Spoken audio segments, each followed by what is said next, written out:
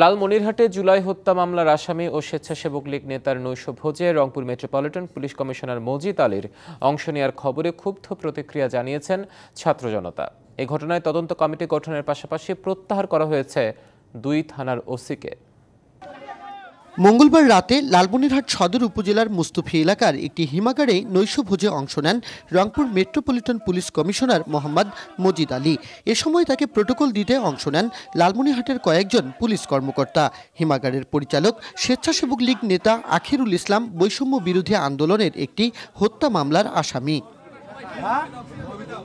বিষয়টি জানতে পেরে ছবি তুলতে গিয়ে লাঞ্ছিত হন 2 যুবদল কর্মী। পরে খবর পেয়ে সেখানে বিএনপির আরও কিছু নেতাকর্মী জড়ো হলে তাদের উপর লাঠিচার্জ করে পুলিশ। এতে আহত হন অন্তত 10 জন। প্রতিবাদে প্রায় 2 ঘন্টা মহাসড়ক অবরোধ করে রাখে বিক্ষুব্ধরা।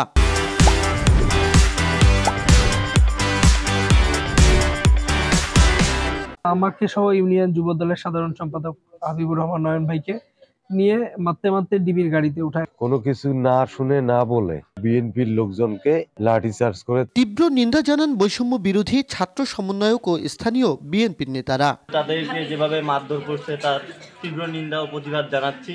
স্বৈরাচার খুনি হাসিনার দোসররা যে এখনো আমাদের মাঝে বিশৃঙ্খলা ছড়ানোর চেষ্টা করতেছে, আমরা এর তীব্র নিন্দা জানাই। ঘটনার সাথে জড়িত সন্দেহে লালমনিরহাট সদর থানা ও গোয়েন্দা শাখার ওসিকে প্রত্যাহার ও 3 সদস্যের তদন্ত কমিটি গঠনের কথা জানান এই কর্মকর্তা। অতিরিক্ত পুলিশ সদর সার্কেলকে দিয়ে 3 সদস্য বিশিষ্ট একটি কমিটি গঠন করে দিয়েছি। এই কমিটি আগামী 7 দিনের মধ্যে রিপোর্ট দিবে। এই রিপোর্ট প্রাপ্তি সাপেক্ষে যার যে রেসপন্সিবিলিটি আছে আমরা সেই অনুযায়ী বিধি মোতাবেক ব্যবস্থা নেব। তবে লালমনিরহাট সফরের বিষয়টি অস্বীকার করেন রংপুর মেট্রোপলিটন পুলিশ কমিশনার। আমার নামটা কেন আসছে ভাই, আমি তো বুঝি না ভাই। হোয়াট ইজ দিস নৈশভোজ? এটা কে আমাকে দাওয়াত করলো?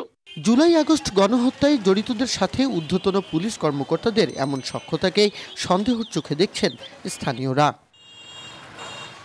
Majed Masud, DBC news, Lalmonirhat.